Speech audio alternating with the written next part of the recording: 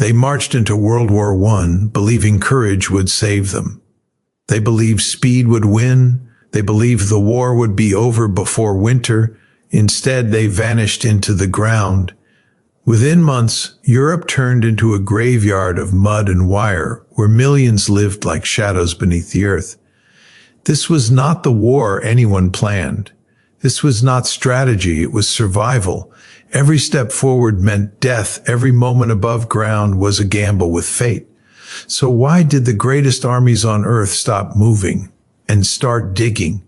To understand trench warfare, you must understand the moment when modern weapons shattered old ideas and forced humanity to hide from its own creations. We'll explain everything in this video step by step. Don't skip it. In the summer of 1914, Europe marched to war with its head held high and its heart full of dangerous confidence. Generals believed the war would be swift. Soldiers were told they would be home by Christmas. Cavalry still polished their sabers. Bright uniforms still marched under open skies. No one imagined that within months, millions of men would vanish into the earth itself. World War I did not begin in trenches, it fell into them. At the start, the war moved fast, too fast for the world to understand what it had unleashed. Germany's Schlieffen Plan was designed for speed, not stagnation. A massive right hook through Belgium, a lightning march toward Paris, a quick knockout blow before Russia could fully mobilize. France answered with Plan Extend, an offensive built on faith in courage and bayonets and the idea that sheer willpower could defeat bullets and steel. But the battlefield had changed, even if the minds commanding it had not. The modern industrial world had quietly rewritten the rules of war. Machine guns could fire hundreds of rounds per minute, turning open ground into killing fields. Artillery could strike from miles away, unseen and unanswerable. Barbed wire, cheap, simple, cruel, could stop an army as effectively as a fortress wall. Yet generals still ordered frontal assaults as if it were 1870, not 1914. The result was catastrophe. At battles like the Frontiers and Mons, entire regiments were cut down in minutes. French soldiers in red trousers advanced bravely and died visibly. British professionals held their ground only to be forced back by overwhelming firepower. By September, both sides had learned the same terrible lesson. Attacking across open land meant suicide. And so they did the only thing that allowed survival. They dug. What began as shallow scrapes for cover quickly deepened into defensive systems. A trench was not a strategy. It was a reaction to bullets that never stopped, to shells that fell without warning, to an enemy you could not see but knew was always watching. Earth became armor. Mud became shelter. The ground itself became the last protection a man had. Then came the race to the sea. After the German advance was halted at the Marne, both sides tried desperately to outflank one another. Northward they moved, digging, advancing, digging again, until they reached the North Sea. By late 1914, a continuous line of trenches stretched nearly 700 kilometers from Belgium to Switzerland. The war had frozen, but trench warfare was not just a line, it was a system. Frontline trenches faced the enemy, separated by no man's land, a strip of torn earth filled with wire, craters, and corpses. Behind them ran support trenches, reserve trenches, communication trenches. It was an underground world of ladders, duckboards, dugouts, and darkness. And it was hell. Life in the trenches crushed the human spirit slowly. Rats fed on the dead and grew fat. Lice burrowed into seams of clothing. Mud swallowed boots, sometimes men. Rain turned trenches into graves. Soldiers lived inches from death, day after day, month after month, listening to shells scream overhead and waiting for the whistle that meant they would climb out and run forward into gunfire. Why didn't they break through? Why didn't someone win? Because defense had become stronger than offense. Machine guns dominated the battlefield. Artillery destroyed attacking formations before they reached enemy lines. Any breakthrough was quickly sealed by reserves moving along railways behind the lines. Even when attackers succeeded, they advanced too slowly, too exhausted, carrying too little supply to survive counterattacks. Technology had outpaced tactics. Commanders searched desperately for solutions. Massive artillery barrages were meant to crush defenses, but often only warned the enemy. Poison gas drifted across no man's land, but wind betrayed friend as often as foe. Tanks appeared late, unreliable, misunderstood. Airplanes watched from above but could not yet decide battles. And so the trenches remained. They were not chosen because they were effective. They were chosen because everything else failed. For 4 long years, men lived like moles beneath the surface of a civilized world. Farmers became soldiers. Students became survivors. Millions learned that courage could not outrun a machine gun, that honor could not stop shrapnel, that bravery did not make the ground any safer to cross. World War I turned into trench warfare because the world had entered a new age of killing without learning how to fight in it, because industrial power met outdated thinking, because defense became lethal beyond imagination, and attack became a gamble with impossible odds, and above all, because once armies dug in, there was no easy way out. When the war finally ended in 1918, the trenches were abandoned, but they never truly disappeared. They remained in memory and trauma, in the silent photographs of young men staring from muddy walls. They stood as scars across Europe, reminders of a war that swallowed progress, youth, and hope into the ground. The trenches were not just a tactic, they were a warning, written in mud, blood, and silence about what happens when humanity invents weapons faster than wisdom.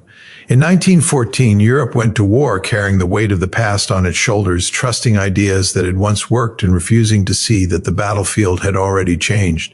The generals who planned the opening moves of World War I had been educated by history books filled with decisive battles, bold maneuvers, and glorious charges. They believed wars were won by movement, by spirit, by speed. They believed courage could overcome firepower, that discipline could defeat destruction. What they did not understand was that the world they had trained for no longer existed. Military thinking before the war was shaped by the victories of the 19th century. Prussia's triumph over France in 1870 had been fast and decisive, and it became the model everyone studied. Railways moved troops quickly, armies met in open fields, and battles ended wars. Officers absorbed these lessons deeply. They were taught that offensive action was not just effective, but morally superior. To attack was to dominate. To defend was to hesitate. Retreat was shameful. Digging in was seen as weakness. The cult of the offensive became doctrine, especially in France, where commanders preached that Elan, the fighting spirit of the soldier, could overcome any obstacle. This belief was not abstract. It shaped real plans, written in ink and blood before the first shot was fired. Germany's Schlieffen Plan was built on speed and movement, assuming that rapid marches and bold advances would collapse resistance.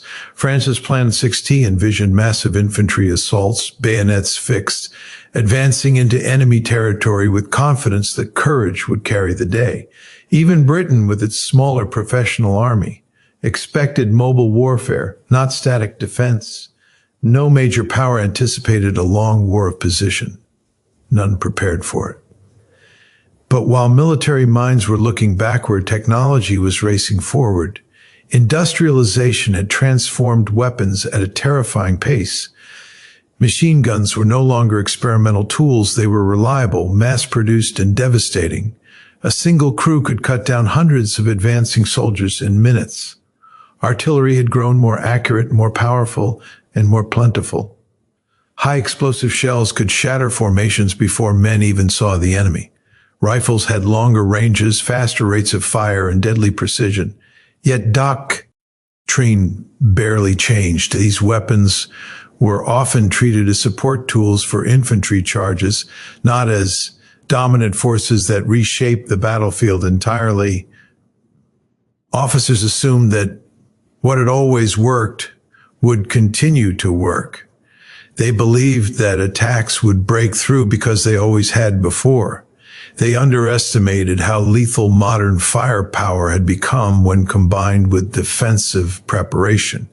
They ignored how industrial capacity allowed nations to produce endless shells, endless bullets, endless replacements. War was no longer a series of clashes between armies. It was becoming a grinding contest of machines and manpower. Training reflected this blindness. Soldiers practiced advancing in formation, moving forward under the assumption that the enemy would break first. Little attention was given to defensive fortification beyond temporary cover. Digging trenches was not emphasized because war was expected to move too quickly for them to matter. Maps showed arrows sweeping across countries, not lines frozen in place. Staff exercises focused on movement, not survival. The first battles shattered these illusions with brutal speed. In August 1914, armies collided along the frontiers of France and Belgium. Attacks went forward exactly as planned and collapsed exactly as reality demanded. Infantry advanced into storms of machine gun fire. Artillery tore open ranks before they reached enemy lines. Casualties reached levels no one had imagined possible in such short time. Entire units disappeared in hours. Officers watched plans dissolve as men fell faster than they could be replaced. Yet even then, many commanders refused to adapt. Losses were blamed on poor execution, on not flawed ideas. If attacks failed, it was assumed they needed to be stronger, bolder, more determined. More men were thrown forward. More lives were spent buying lessons that should never have been necessary. Pride, tradition, and institutional inertia slowed understanding while death accelerated it. The problem was not cowardice or incompetence alone. It was a system trained to fight the last war. Generals had risen through ranks where personal bravery and offensive spirit were rewarded. Questioning doctrine meant questioning careers, reputations, national myths. To admit that the offensive was no longer supreme was to admit that decades of military education had been wrong. Few were willing to do that quickly. Armies bled themselves against one another. Soldiers began to learn faster than their leaders. Men at the front discovered that survival depended on cover, on concealment, on staying low and staying alive. When shells began to fall, instinct drove them to dig. At first, it was shallow holes, scraped with entrenching tools, helmets, bare hands. These were not tactical decisions made by headquarters. They were acts of desperation by men who wanted to see another sunrise. Slowly, reluctantly, command followed reality. Defensive positions expanded because they worked. Units that dug in suffered fewer losses. Attacks against prepared positions failed repeatedly. The battlefield itself taught lessons more convincingly than any lecture. But adaptation came piecemeal, uneven, and always behind events. By the time High Command accepted that warfare had fundamentally changed, armies were already locked into positions that could not be easily abandoned. The tragedy was not just that outdated thinking caused initial disasters. It was that it trapped millions in a system born from those mistakes. Trench warfare was not planned. It emerged from failure. It was the physical manifestation of intellectual unpreparedness. Lines were drawn not by strategy, but by exhaustion. Earthworks replaced movement because movement had become fatal. World War I turned into trench warfare because leaders entered the conflict believing that wars were still won by boldness alone. They trusted inherited wisdom over emerging evidence. They mistook bravery for protection and tradition for truth.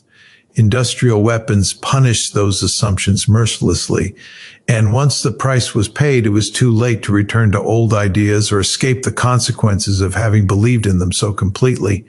When the first shots of World War I were fired, The battlefield already belonged to the machine gun and the artillery shell, even though few truly understood it yet. These weapons did not merely make war deadlier, they reshaped it entirely, turning open land into death zones and movement into a gamble against mathematics.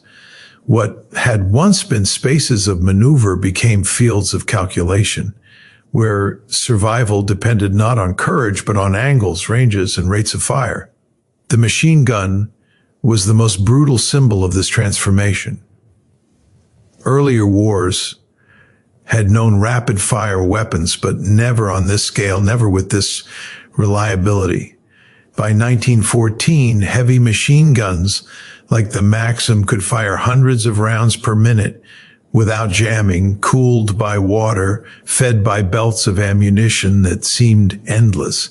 A handful of men behind sandbags could do the work of entire battalions. They did not need to see their enemy clearly. They only needed to know where the enemy would be. Artillery, meanwhile, had evolved into the true king of the battlefield. Guns were larger, more accurate, and more numerous than ever before. High explosive shells could pulverize infantry formations, destroy buildings, and crater the earth itself. Shrapnel shells filled the air with steel fragments, slicing through ranks long before soldiers reached rifle range. Artillery could strike from miles away, unseen and unchallenged, turning war into an experience of sudden violence without visible cause. Together, these weapons created a deadly partnership. Artillery forced soldiers to disperse or take cover. Machine guns punished anyone who tried to cross open ground once the shelling lifted. The space between opposing armies, once a place of maneuver and decision, became no man's land, a killing ground swept by fire from multiple directions. Every meter of advance had to be paid for in blood. At the beginning of the war, commanders underestimated this reality. They believed artillery preparation would break defenses and machine guns could be suppressed by infantry assaults. But reality proved otherwise. Artillery barrages were often imprecise, lifting too early or falling short, leaving defenders intact. Machine gun crews survived bombardments in dugouts and concrete shelters, emerging moments later to rake advancing troops with fire. The attacker walked into a trap that reset itself again and again. Open field attacks became catastrophes, not because soldiers lacked courage, but because courage could not alter physics. Human bodies could not outrun bullets. Lines of men advancing cross-exposed terrain were easy targets. Even small rises in the land, invisible on maps, became death sentences when crossed under fire. Each failed attack taught the same lesson more clearly than the last. Exposure meant annihilation. The battlefield quickly adapted to these truths. Defenders learned to sight machine guns for overlapping fields of fire, ensuring that no approach was safe. Artillery observers coordinated barrages to break up attacks before they formed. Barbed wire slowed movement, forcing attackers to bunch together just as machine guns found them. What had once been simple farmland turned into engineered landscapes designed to kill for soldiers at the front. This new reality was overwhelming. Men advanced under thunderous shellfire, unsure whether the next step would be their last. The air screamed, the ground shook, and visibility vanished in smoke and dust. When the barrage ended and they moved forward, the silence was often worse, broken suddenly by the hammering chatter of machine guns. Survivors described the feeling of running into an invisible wall, watching comrades fall without understanding why they themselves were spared. Attempts to overcome these defenses only reinforced their dominance. Larger artillery barrages were planned, lasting days or weeks, firing millions of shells. Yet prolonged bombardment destroyed the terrain so thoroughly that attackers could barely move through it. Craters filled with water, wire tangled into impassable knots, and supply lines collapsed under the chaos. When infantry finally advanced, they were exhausted, disoriented, and slow, while defenders waited in deep shelters ready to fight. Technological imbala. NCE favored defense in another crucial way: logistics. Defenders required fewer supplies to hold ground than attackers needed to take it. Machine gun ammunition and artillery shells could be stockpiled behind stable lines.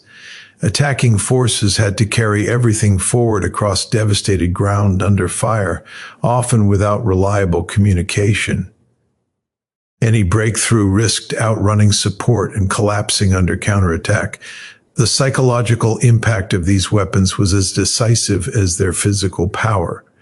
Constant shellfire shattered nerves. Men lived with the knowledge that death could come at any second, without warning, without meaning. The machine gun, unseen and impersonal, killed without drama or honor. There was no duel, no moment of recognition, only sudden absence. Warfare lost its narrative of heroism and replaced it with industrial routine. As months passed, it became clear that the only way to survive on such a battlefield was to reduce exposure. Soldiers hugged the earth. They dug deeper, reinforced positions, and built systems designed to keep bodies below ground as much as possible. Trenches were not initially symbols of strategy. They were shields against weapons that dominated everything above the surface. The deeper the trench, the farther the shell burst overhead, the better the chance of living through the day. Commanders eventually recognized what the frontline soldiers already knew. No army could advance across open ground against prepared machine gun and artillery defenses without suffering unacceptable losses. Holding ground was far easier than taking it. Defense had gained a decisive advantage, and until technology or tactics changed, that advantage would define the war. The dominance of machine guns and artillery did more than slow movement, it froze it. Front lines solidified because any attempt to shift them meant exposing men to weapons designed precisely to prevent that shift. The battlefield became a balance of terror, where both sides possessed the means to destroy any attack, but not the ability to force decision. World War I turned into trench warfare because modern firepower made the surface of the battlefield uninhabitable. The ground above belonged to shells and bullets, leaving only the earth below as refuge. As long as machine guns ruled the fields and artillery ruled the sky, soldiers had no choice but to disappear into the trenches to survive. In the earliest days of the war, no one imagined that trenches would define World War I. They were not part of grand strategy or careful planning. They emerged quietly, almost instinctively, born from fear, exhaustion, and the simple human desire to stay alive. When bullets snapped overhead and shells tore the ground apart, men did what humans have always done in the face of overwhelming danger. They sought shelter. The trench was not a symbol of stubborn defense at first, it was a reflex. As armies collided in the opening months of 1914, soldiers found themselves pinned down by fire unlike anything they had ever experienced. Machine guns swept the land with relentless precision. Artillery rained destruction from distances that felt unreal. There was no safe way to stand upright, no safe way to advance, no safe way to remain still. In those moments, survival depended on getting lower than the violence, even if only by inches. Men began scraping the earth with whatever they had. Entrenching tools were used, but so were mess tins, rifle butts, helmets, and bare hands. Shallow depressions were enough to stop bullets that would otherwise strike flesh. A few inches of soil could mean the difference between life and death. These makeshift shelters were temporary, meant to be abandoned once the fighting moved on, but the fighting did not move on. What began as individual foxholes soon connected. Soldiers realized that a single hole protected one man, but a continuous trench protected many. They widened them, deepened them, and linked them together. This was not ordered from above. It spread laterally along the line, taught soldier to soldier, learned through bitter experience. Units that dug survived longer than units that did not. The lesson was immediate and unforgiving. Commanders initially resisted this behavior. Many feared that digging would sap offensive spirit, that men who settled into the ground would lose the will to attack. Orders were issued to advance, to hold positions temporarily, to keep moving. But reality overruled theory. When attacks failed and casualties mounted, trenches became the only places where men could endure continuous fire. Survival forced acceptance. As the weeks passed, these defensive scrapes evolved into structured systems. Trenches grew deeper to protect against shell fragments. Parapets were raised, firing steps cut, duckboards laid to keep men above water and mud. Dugouts were carved into trench walls to provide shelter during bombardments. What had started as emergency cover transformed into an underground world, shaped by necessity rather than design. The trench offered protection, but it also imposed a new way of living. Soldiers adapted their routines around the constant threat above ground. Movement happened at night. Supplies were carried through narrow communication trenches. The rhythm of life became defined by shelling, sentry duty, and waiting. The ground overhead belonged to death. Life continued below it. No man felt safe in the open anymore. The simple act of standing upright became dangerous. Even behind the lines, artillery could reach. The earth itself became the most reliable armor available. Trenches provided concealment from observation and cover from fire. They reduced the chance of being seen and therefore the chance of being targeted. In a war where visibility meant vulnerability, hiding was survival. As both sides dug, their trenches faced one another across no man's land. The distance between them varied, sometimes hundreds of meters, sometimes only a few dozen. Each side improved its defenses, responding to the other. Barbed wire appeared, slowing attackers and channeling them into killing zones. Listening posts and forward saps extended into the ground, bringing enemies closer without exposing men to fire.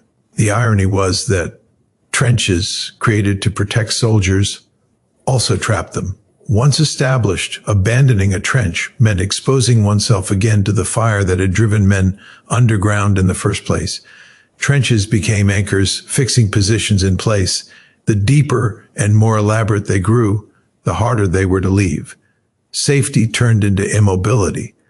For soldiers, the trench was both refuge and prison. It shielded them from immediate death, but it condemned them to prolonged suffering. Mud, cold, disease, and isolation became constant companions. Yet even in misery, men clung to the trench because the alternative was worse. Above ground lay sudden death. Below ground lay a chance, however small, to endure. High command gradually adapted to this new reality. Defensive positions were reinforced because they worked. Engineers were brought in to improve fortifications. Concrete replaced earth in key areas. Trenches were no longer temporary shelters. They were accepted as permanent features of the battlefield. Strategy adjusted around their existence rather than seeking to eliminate them. The trench became the physical expression of a deeper truth. The war had outgrown the ability of commanders to control it through movement alone. Firepower dictated behavior, not orders. Soldiers did not dig because they wanted to stop fighting. They dug because fighting without cover was impossible. The ground absorbed not only bodies, but ambition. Over time, the instinct to dig turned into doctrine. Manuals were written, systems standardized, defensive lines layered in depth. But the origin of trench warfare remained rooted in those first desperate moments, when men under fire chose earth over exposure. Trench warfare was not planned in staff rooms or conceived in military academies. It was created in fields and forests by frightened soldiers responding honestly to the violence unleashed around them. World War I's trenches were born not from strategy, but from survival. They were shaped by fear, necessity, and the relentless pressure of modern weapons. Once soldiers learned that the earth could shield them, they never willingly gave it up. And the war settled into the ground with them. As the war dragged on, it became clear that something fundamental had shifted in the balance of combat. For centuries, wars had been decided by movement, by decisive blows, by armies breaking through and forcing an enemy to retreat or surrender. World War I refused to obey those patterns. Again and again, attacks were launched with confidence and preparation, only to collapse into bloodshed without result. The reason lay in a growing imbalance. The tools of defense had advanced faster and more effectively than the means of attack. Defensive positions in World War I were not static walls. They were living systems designed to absorb punishment and survive it. Trenches were layered in depth, not just a single line, but a series of positions that could fall back without breaking entirely. Barbed wire tangled attackers before they reached the line. Machine guns waited behind cover, protected from artillery. Dugouts were cut deep into the earth, reinforced with timber or concrete, allowing defenders to endure bombardments that would have obliterated earlier armies. Offensive tactics, by contrast, lagged behind. Infantry remained the primary instrument of attack, advancing on foot across exposed ground. Communication was slow and unreliable. Once an attack began, commanders often lost control of it, unable to adjust to changing conditions. Artillery, though powerful, was difficult to coordinate precisely. Barrages were planned in advance, rigid timetables set hours or days earlier, leaving little room to respond to what was actually happening on the ground. This mismatch produced a deadly pattern. Defenders could wait, protected, while attackers had to move, exposed. Artillery could tear apart the landscape, but it rarely destroyed all defensive positions. When the shelling lifted, defenders emerged from deep shelters, manned their weapons, and met advancing infantry with concentrated fire. Even when attackers reached the enemy trench, they often found themselves isolated, without support, facing counterattacks from fresh reserves moving along intact defensive lines. The defenders' advantage was amplified by geography and preparation. Trenches were sited to maximize fields of fire. High ground, even slight rises, became commanding positions. Defensive lines were mapped, measured, and improved over time. Each failed attack taught defenders how to strengthen weak points. Each success by attackers was studied and countered. The battlefield became a laboratory where defense refined itself faster than offense could adapt. Attempts to restore balance only deepened the stalemate. Larger offensives were planned, involving hundreds of thousands of men and unprecedented artillery concentrations. The logic was simple: if smaller attacks failed, larger ones must succeed. But scale did not solve the underlying problem. More men crossing no man's land meant more casualties, not more breakthroughs. The defensive system absorbed these blows, flexing without snapping. Logistics further favored defense. Supplying a stationary force was easier than sustaining an advance. Railways could bring ammunition, food, and reinforcements directly to rear areas behind the lines. Attacking forces, by contrast, had to push supplies forward across devastated terrain under fire, often along narrow routes that became congested or destroyed. Even when ground was gained, it became a challenge as supply lines stretched and defenders regrouped. Time itself worked against the attacker. Preparing an offensive required weeks or months of buildup, visible to the enemy. Troop concentrations were observed, rail traffic monitored, artillery positions identified. Surprise became rare. Defenders knew when and where attacks were coming and prepared accordingly. The attacker paid for every yard of ground. The defender waited behind protection and chose the moment to respond.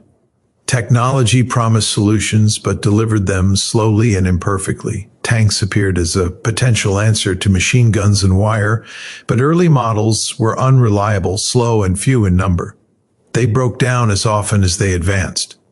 Air power provided observation and limited support, but lacked the strength to decisively break defenses. Chemical weapons introduced terror, but not decision, as gas masks and countermeasures reduced their impact over time. The human cost of this imbalance was staggering. Soldiers were asked to attack, knowing the odds were against them. They advanced because they were ordered to, because discipline demanded it, because refusing meant court-martial or worse. Courage became routine, sacrifice became expected, and success became measured in meters gained rather than battles won. The stalemate ground down armies not through defeat but through endurance. Defensive dominance shaped the psychology of the war. Hope was replaced by grim persistence. Victories were local and temporary, quickly erased by counterattacks. Newspapers spoke of progress while the front lines barely moved.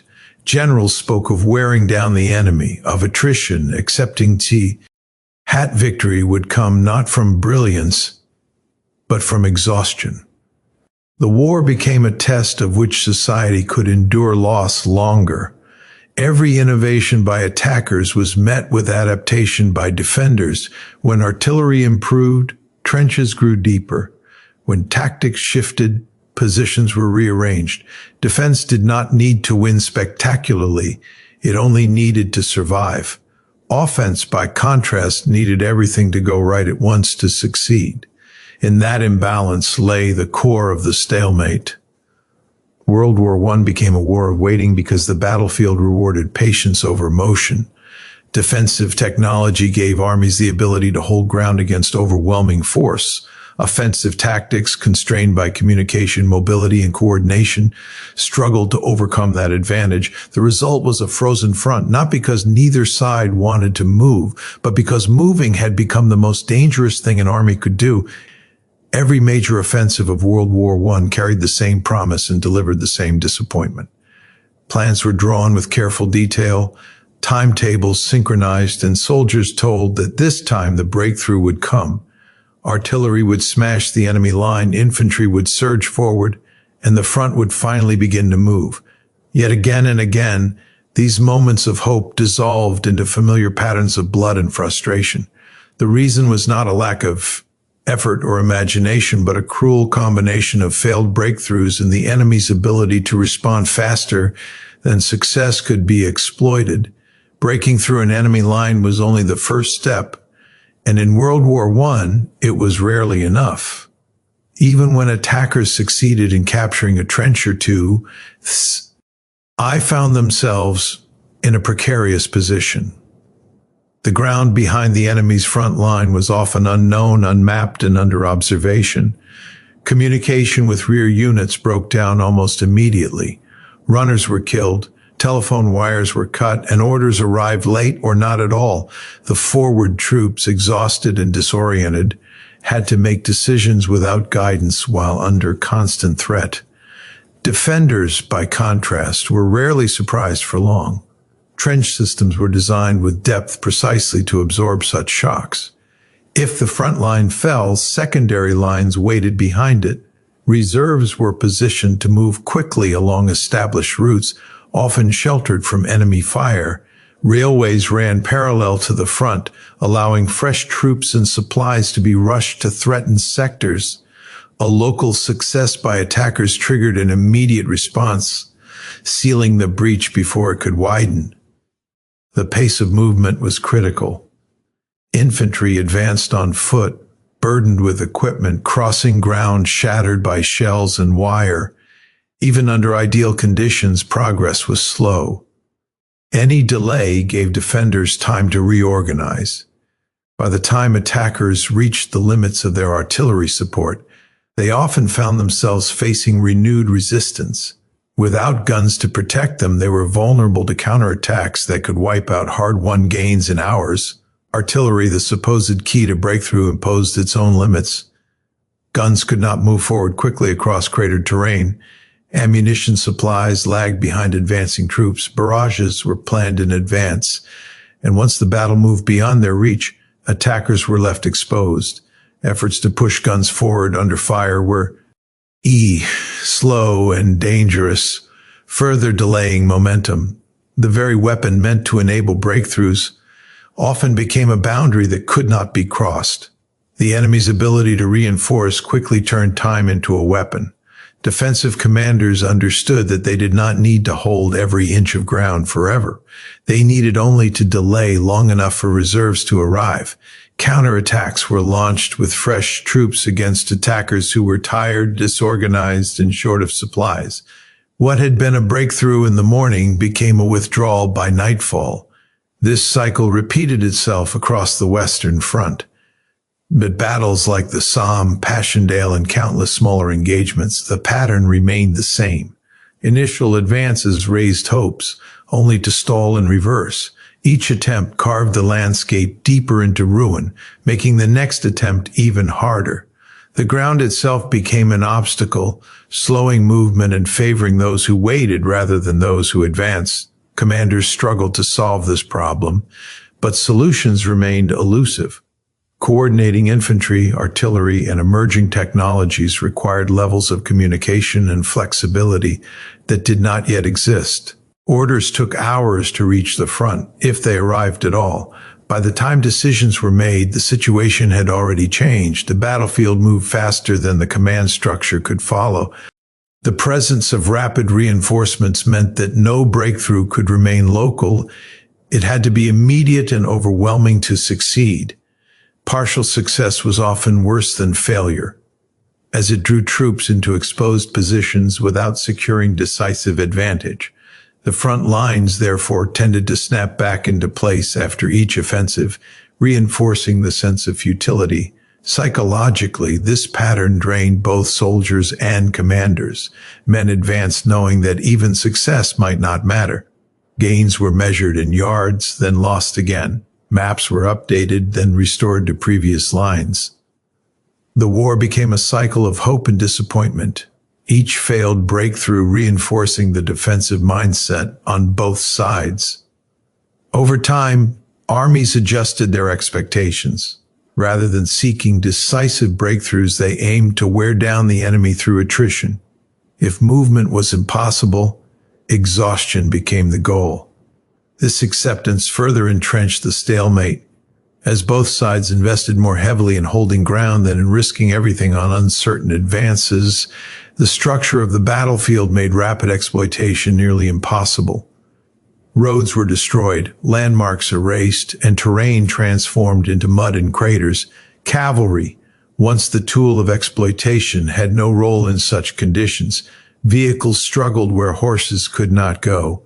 Even when space opened briefly, there was nothing capable of moving fast enough to seize it before it closed again. The war locked itself into a self-reinforcing cycle. Failed breakthroughs taught armies to dig deeper. Rapid reinforcements ensured that gaps closed quickly. Each attempt to escape the trenches only strengthened them further. Our movement became momentary, defense permanent, and the front lines hardened into a continuous scar across the continent. World War I became a war without decision, not because armies lacked strength, but because the mechanisms needed to turn success into victory did not yet exist. Until communication improved, mobility increased, and coordination evolved, every breakthrough was destined to be temporary, and every advance would end where it began, with men once again pressed against the earth, waiting for the next attempt to change a war that refused to move. Thank you for listening, and don't forget to like and subscribe.